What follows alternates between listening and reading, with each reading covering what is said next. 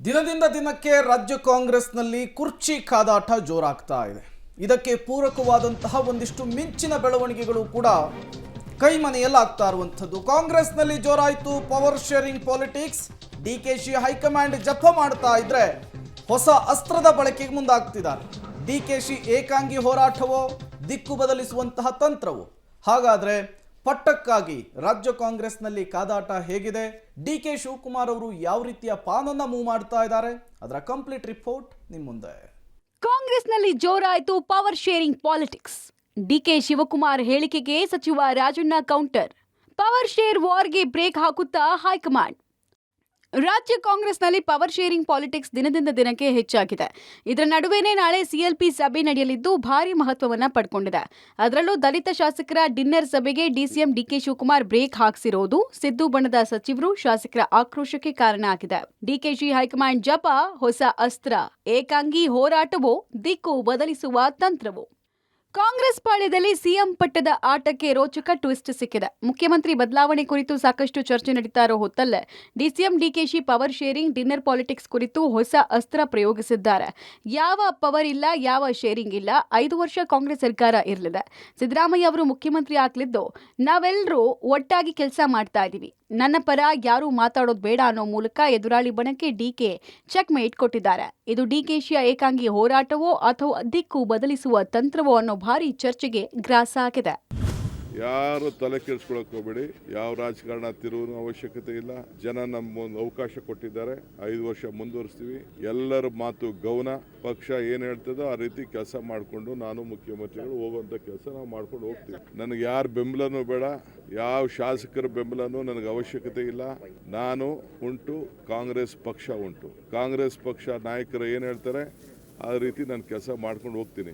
ನನ್ನ ಬೆಂಬಲಕ್ಕೆ ಯಾರು ನಿಂತ್ಕೊಳ್ಳೋದು ಬೇಡ. ನನ್ನ ಡ್ಯೂಟಿ, ನನ್ನ ಕರ್ತವ್ಯ ಮಾಡ್ತೀನಿ. ಕೆಪಿಸಿಸಿ ಅಧ್ಯಕ್ಷ ಸ್ಥಾನದ ಮೇಲೆ ರಾಜಣ್ಣ ಕಣ್ಣು. ಪವರ್ ಶೇರಿಂಗ್ ಪಾಲಿಟಿಕ್ಸ್ ಹೊತ್ತಲ್ಲೇ ಸಚಿವ ರಾಜಣ್ಣ ಕೆಪಿಸಿಸಿ ಅಧ್ಯಕ್ಷ ಸ್ಥಾನದ ಮೇಲೆ ಕಣ್ಣಿಟ್ಟಿದ್ದಾರೆ. ಈ ಕುರಿತು ಪ್ರತಿಕ್ರಿಯೆ ಕೊಟ್ಟಿರುವ ರಾಜಣ್ಣ, ನಾನು ಕೆಪಿಸಿಸಿ ಅಧ್ಯಕ್ಷ ಹುದ್ದೆ ಬೇಕು ಅಂತ ಕೇಳಿಲ್ಲ, ಸ್ಥಾನ ಕೊಟ್ಟರೆ ನಿಭಾಯಿಸ್ತೀನಿ ಅಂದಿದ್ದಾರೆ. ಒಂದು ವೇಳೆ ಅಧ್ಯಕ್ಷ ಸ್ಥಾನ ಕೊಟ್ಟರೆ ನಾನು ಸಚಿವ ಸ್ಥಾನ ಬಿಡೋಕೆ ಸಿದ್ಧ ಅಂದಿದ್ದಾರೆ. ಅಲ್ಲದೆ ಯಾರೂ ನನ್ನ ಪರ ಮಾತನಾಡುವ ಅಗತ್ಯ ಇಲ್ಲ ಅಂತ ಡಿಕೆಶಿಯ ಹೇಳಿಕೆಗೆ ಕೌಂಟರ್ ಕೊಟ್ಟಿರುವ ರಾಜಣ್ಣ, ಸರ್ಕಾರ ಮಾಡೋದಕ್ಕೆ 113 ಶಾಸಕರ ಬೆಂಬಲ ಬೇಕು, ಅದು ಡಿಕೆಶಿ ಗಮನದಲ್ಲೂ ಇದೆ ಅಂದಿದ್ದಾರೆ. ನಾನು ಬೇಕಂತ ಕೇಳಿಲ್ಲ, ಅವ್ರು ಕೊಡ್ತೀವಿ ಅಂದ್ರೆ ತಗೋತೀನಿ ಅಂತ ಹೇಳಿರೋದು ನಾನು ಅಷ್ಟೇ.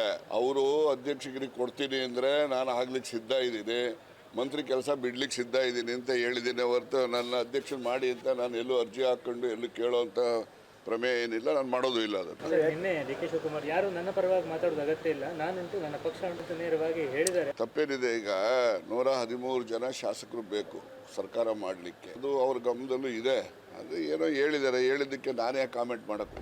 ಇನ್ನು ಡಿನ್ನರ್ ಪಾಲಿಟಿಕ್ಸ್ ಕುರಿತು ಸಚಿವ ಎಂಬಿ ಪಾಟೀಲ್ ಮಾತನಾಡಿದ್ದು, ಇಂಥ ಸಭೆಗಳಿಗೆ ತೀರಾ ಮಹತ್ವ ಕೊಡಬೇಕಾಗಿಲ್ಲ. ಸಿಎಂ ಸಿದ್ದರಾಮಯ್ಯ ಅವರು ಸತೀಶ್ ಜಾರಕಿಹೊಳಿ ಮನೆಗೆ ಊಟಕ್ಕೆ ಹೋಗಿದ್ದಾರೆ, ನನ್ನ ಮನೆಗೂ 2 ಬಾರಿ ಕರೆದಿದ್ದೀನಿ, ಇದಕ್ಕೆ ವಿಶೇಷ ಅರ್ಥ ಕಲ್ಪಿಸಬೇಕಾಗಿಲ್ಲ ಅಂತ ಹೇಳಿದ್ರು.